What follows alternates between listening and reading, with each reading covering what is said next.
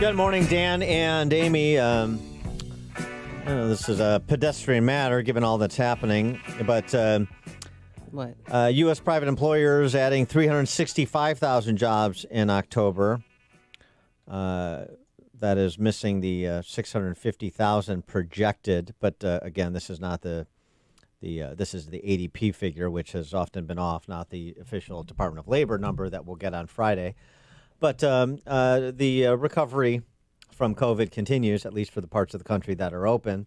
For more on the economics of COVID lockdowns, as well as, of course, presidential politics and the electoral count, we're pleased to be joined again by Steve Moore, economist, Wall Street Journal columnist, author of Trumponomics. And Steve, well, at least congratulations on being right about the graduated state income tax going down in Illinois. You got that going for you right now. Woo! What was the final? 55 no, 45 yes. Yay. Illinois is saved from Armageddon. That's a really positive result. I love the state of Illinois. I love the Chicago area. And it would have been the death knell for the state if that tax increase had gone through. So congratulations on the Illinois voters for showing a lot of economic wisdom and seeing a scam when they're presented with one. Yeah. That would have been Don't break your hand patting the Illinois electorate on the back, though. There were a few bright spots, thanks in large part to the energy of Trump voters who may not ordinarily participate in elections in Illinois, and maybe they need to do more participation to that point. But thinking about this nationally, obviously you're connected to Larry Kudlow, and you and as well as to the president. You talk to those folks, and how are they feeling today with Michigan, Wisconsin, Georgia, North Carolina, Pennsylvania pending? Well, boy, is this a tight race. Fairly confident. We've got to win. We think we were going to win Georgia and North Carolina, so you can take those off the board. And then it really comes down to Michigan and Pennsylvania. And Wisconsin's still really close, too. It's within a half a percentage point with, I think 1 or 2 percentage to vote, but there's still, that might go to a recount in Wisconsin. So it's really close. And if Trump can hold his lead in Michigan, Pennsylvania, he will be reelected. But in terms of the Trump administration or Trump campaign folks that you're talking to, they're confident still with the Michigan, Pennsylvania path. Well, by the way, I haven't really talked to because this went so late last night. Yeah, sure. This is just based on, the numbers, the people who I know who are the analytics people who say it's a true toss-up right now. It really is. It's a true toss-up, a 50-50. I mean, Trump has to win those 4 states. He has to win Pennsylvania. He has to win Michigan. He has to win Georgia and Florida. Georgia and North Carolina. And it looks good in 3 of those 4. I'm a little worried about Michigan. So, and then, Pennsylvania, we may not know for another week who wins Pennsylvania. Idiotic, voting thing where you could people could go to the mailbox at 11 o'clock last night and dump a ballot in the mail, and it will still be counted. That doesn't even get delivered for 2 or 3 days. We staved off economic Armageddon by voting down the graduated state income tax in Illinois, you said. Have we staved off economic Armageddon at the federal level by maintaining Republican control of the Senate? Well, that's it looks good for the Republicans to maintain their lead, but it's not done. I mean, there's still 4 races that are undecided. There's 2 in Georgia that are going to a runoff, but I think Republicans should win both of those. And then you've got the race in Michigan, which is a really interesting one. The black Republican John James, right? James, and he's impressive. And then what's the other one?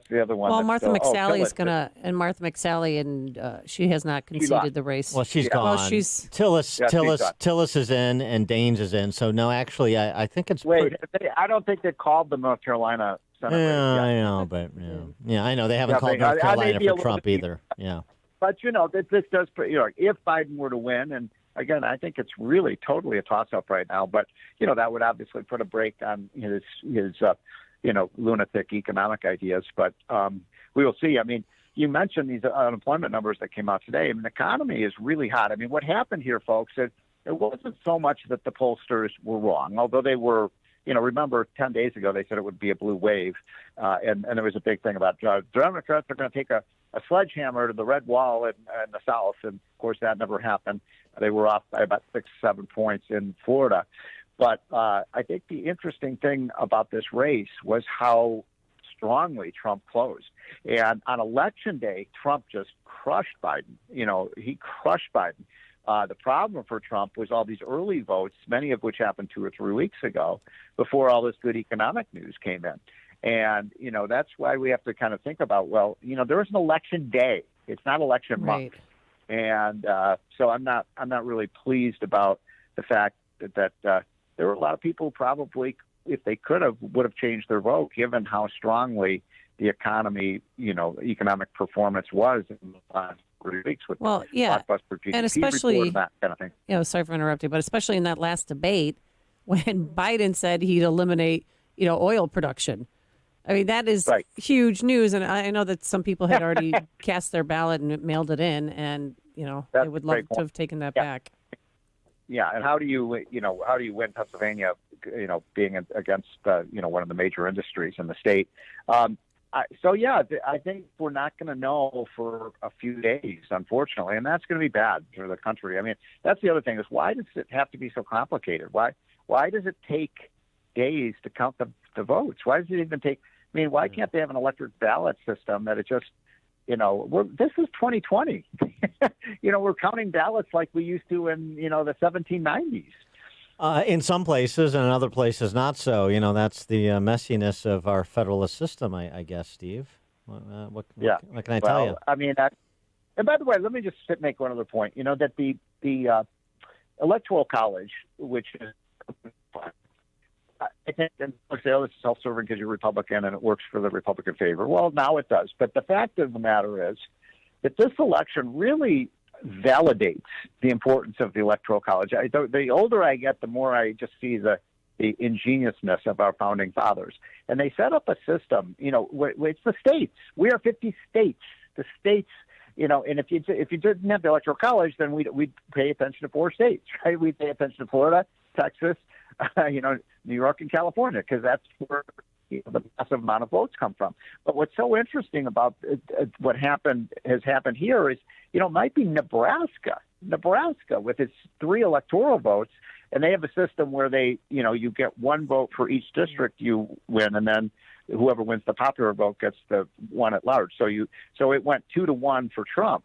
But that 1 electoral vote that Biden won could be the difference between, a Trump victory and a Biden. So my point is, what's really ingenious about the Electoral College system is it does put a lot of power in the smaller states, which would otherwise be totally ignored.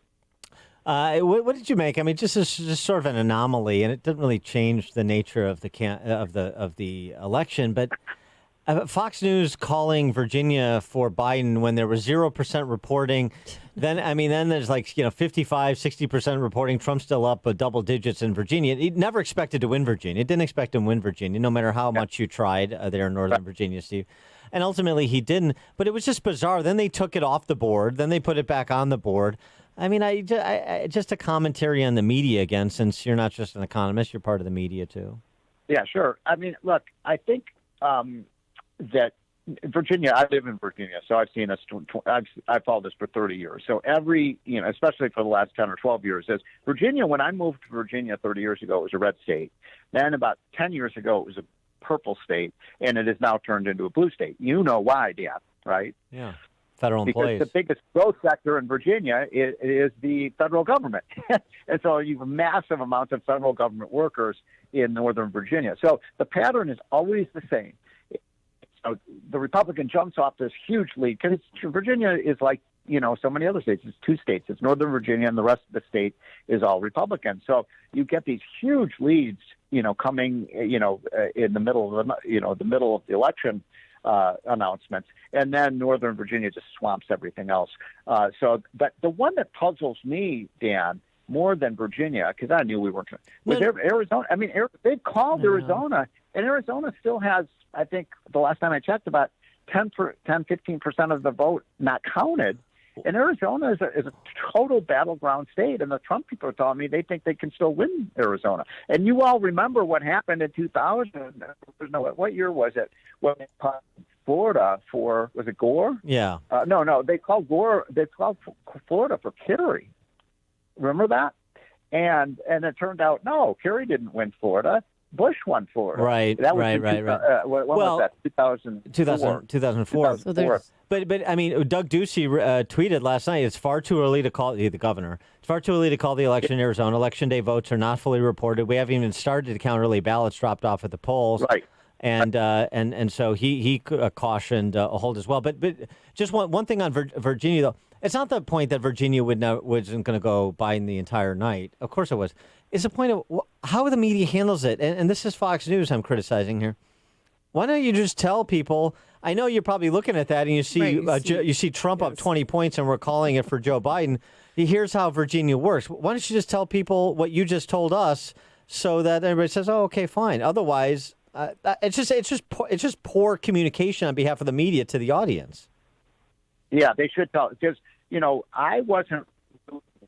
I had CNN and Fox. It's kind of going back and forth, but mostly I was paying attention to the analytics guys. So, for example, I kept at one point Trump with 75% of the vote in. Trump was losing North Carolina by a big amount, and I kept telling my friends, "No, Trump's going to win North Carolina." Right. Like, are you looking at the same thing I am? Right. So it matters where the votes are coming in from. And the problem for Trump right now is that apparently, a lot of the uncounted votes in Michigan and Pennsylvania are the mail-in ballots, and those, if that's the case, those are probably, they certainly lean Biden. So, we will see. But there's a lot of problem, though. The one thing I strongly object to, and that Trump strongly objects to, is this idea that you can have ballots that aren't even delivered yet. That's crazy. That's crazy. It could come down to, the Postal Service delivering these ballots in the next 3 days. We may not know until Friday or Saturday or Sunday. And how are they, going to verify signatures? I mean, can't people vote twice? Honestly, or pretend that there's somebody out. That's the whole thing, the whole system. I don't know. Yeah. You'd have to talk to my good friend John Fund, who's the world's expert on ballot fraud. And I love the media. Like, there's no evidence of ballot fraud. I mean, look, ballot fraud is unfortunately widespread, and we got to figure out a way to protect, the sanctity of the ballot. It is a good thing that we had big turnout. Trump made a big charge at the end, and we'll see whether that charge is enough. By the way, Trump, one of the exit polling questions that I pay a close attention to, who do you think the voters think was better to handle the economy? Trump, of course. Trump by a big margin. And so this would be, if Trump loses, this would be maybe the first time in our lifetimes that, it wasn't the economy, stupid, and it really was Trump's personality over performance if he loses. But I still think Trump has a good chance of winning. And we're just playing out hypotheticals this morning since we don't know the outcome. So hypothetically, Trump wins a second term. What is the first order of business in terms of his economic policy agenda? You mean